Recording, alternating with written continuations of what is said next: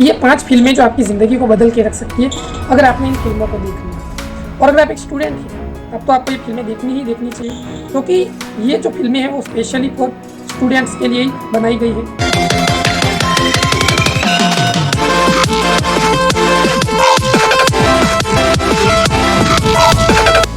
उसमें सबसे पहली फिल्म आती है हमारी आई एम कलाम।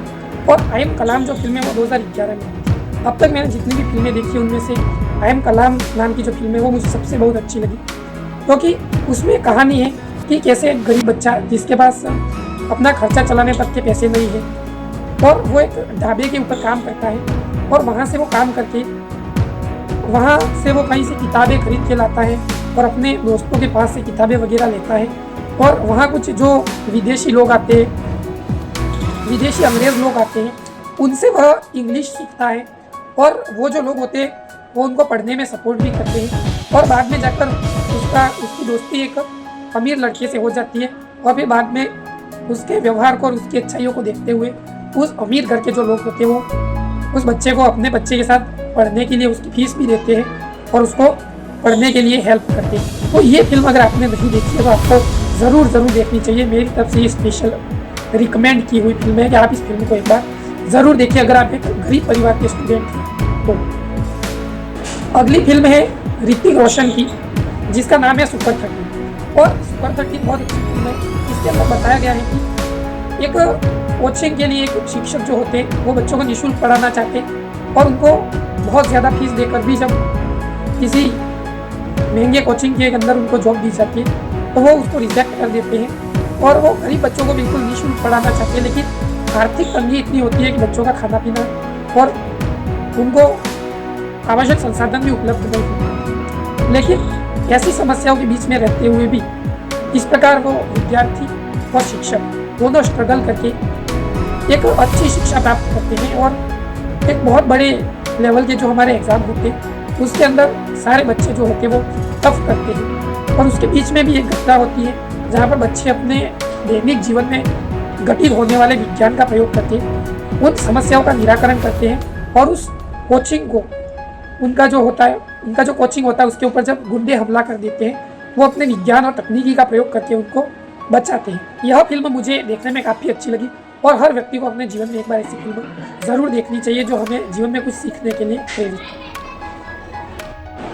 अगली फिल्म हमारी आती है 12th फिल्म, जो कि मुझे अब तक की सबसे अच्छी फिल्म लगी है, क्योंकि 12th फिल्म है वो एक ऐसे व्यक्ति की कहानी है जिसके अंदर एक गांव में सिर्फ नकल करके बच्चों को पास कराया जाता है। लेकिन एक व्यक्ति होता है जो देश में से भ्रष्टाचार को, बेईमानी को और आपराधिक मामलों को रोकना चाहता है।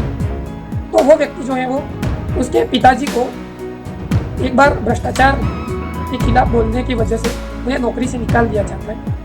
और वो जो व्यक्ति होता है जिसका नाम मनोज शर्मा है वो उस भ्रष्टाचार से मुक्त अपने आसपास के क्षेत्र को, अपने देश को देखना चाहता है। तो तब जाकर सोचता है कि इस समाज को भ्रष्टाचार से मुक्त, देश को भ्रष्टाचार से मुक्त कैसे कराए।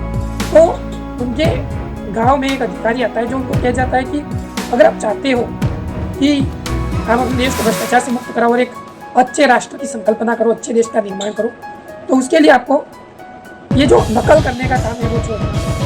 तो वो उस अधिकारी की बात मान लेता है और नकल करना बंद कर देता है। उसके बाद वो अगली बार नकल नहीं करता और बिना नकल के पास हो जाता है।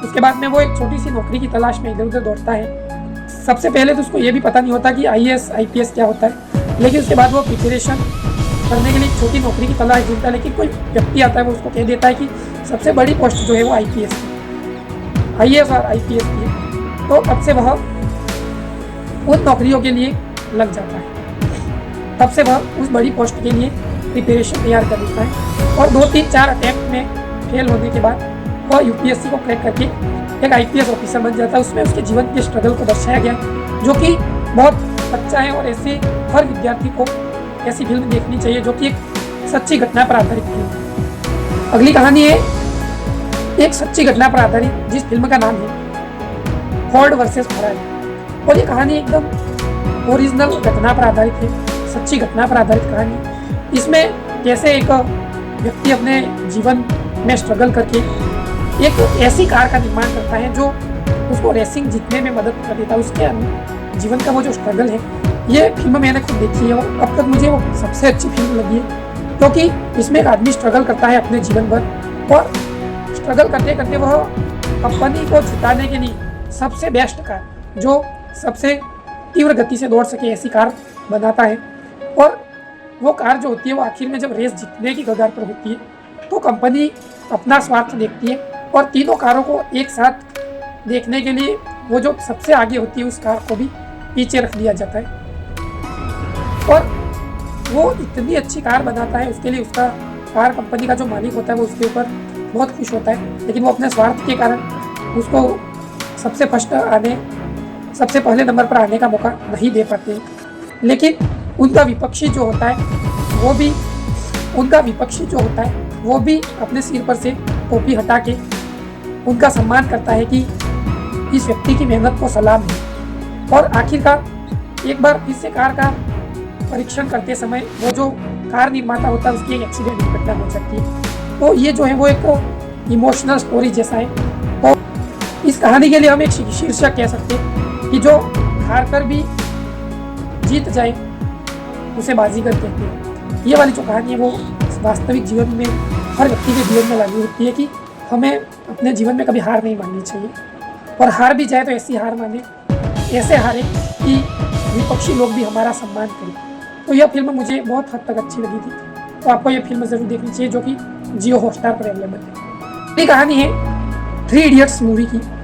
हो सकता है बहुत सारे लोगों ने वो देखी भी हो और किसी ने नहीं भी देखी हो, लेकिन 3 इडियट्स फिल्म इस बात को दर्शाती है कि कॉलेज के अंदर एक व्यक्ति ऐसा होता है जो केवल रटने की प्रणाली पर जोर देता है और हर चीज़ को रट्टू तोते की तरह रट के वह एग्ज़ाम टॉप करता है।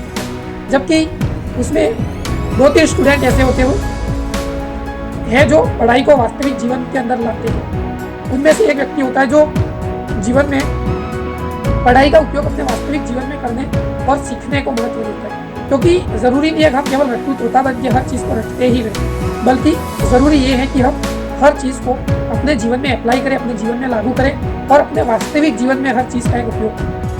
तो ये जो सीखने के आधार पर फिल्म है वो मुझे देखने में बहुत अच्छी लगी कि किस प्रकार एक व्यक्ति अपने जीवन में सीखते हुए अपने ज्ञान का उपयोग अपने वास्तविक जीवन में कर सकता है। तो ऐसे ही वीडियो मैं हमेशा आपके लिए लेकर आता रहता हूँ। वीडियो को लाइक, चैनल को सब्सक्राइब करना बिल्कुल भी मत भूलिए और